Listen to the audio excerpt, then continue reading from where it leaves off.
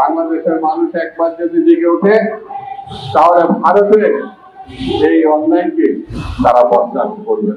সেই জন্য ভারতের অন্যায়কে ঠেকানোর জন্য আমাদের ঐক্যবদ্ধ হতে হবে এবং ঐক্যবদ্ধভাবে এই ভারতকে আমাদের রুখে দিতে হবে। এছাড়া কোনো পথ নেই। ভারতকে একটা অনুরোধ করি, এই দুটির না করে যারা কোটি কোটি টাকা, হাজার হাজার টাকা আমাদের দেশ থেকে, ব্যাংক থেকে লুটপাট করে আপনাদের দেশে আশ্রয় নিয়েছেন, যারা বাংলাদেশের সত্যিকারের নাগরিক, সেই চোরগুলোকে আপনারা বাংলাদেশে তো পুশ করতে পারেন।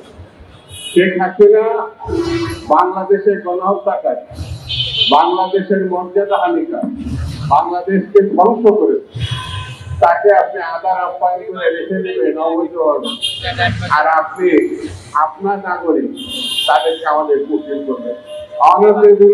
শেখ হাসিনাকে প্রশ্ন করেন, তাহলে বুঝবো যে একটা ভালো কাজ। কারণ তার বিচার হওয়া দরকার, শেখ হাসিনার বিচার হওয়া দরকার, না হলে বাংলাদেশে গণতন্ত্র প্রতিষ্ঠার পথ সুগম হবে না। এই কারণে সব থেকে বড় হত্যাকারী হচ্ছে শেখ হাসিনা, স্বৈরতন্ত্রের পূজারী।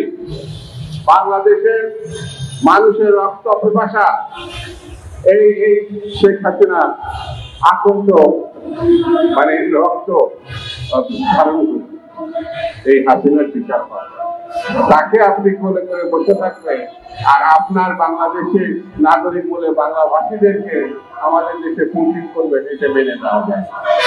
পানি দেন, আমাদের যারা অর্থ এই দেশ থেকে লুটপাট করেছে সে অর্থ ফেরত পাঠান, হত্যাকারীকে ফেরত পাঠান। এতে যদি না হয়, ভারতের জন্য খুব ভালো কিছু অপেক্ষা করছে, এটা ভাবার কোনো কারণ নেই। বাংলাদেশের মানুষ একবার যদি জেগে ওঠে তাহলে ভারতের এই অন্যায়কে তারা বরদাস্ত করবে। সেই জন্য ভারতের অন্যায়কে ঠেকানোর জন্য আমাদের ঐক্যবদ্ধ হতে হবে এবং ঐক্যবদ্ধভাবে এই ভারতকে আমাদের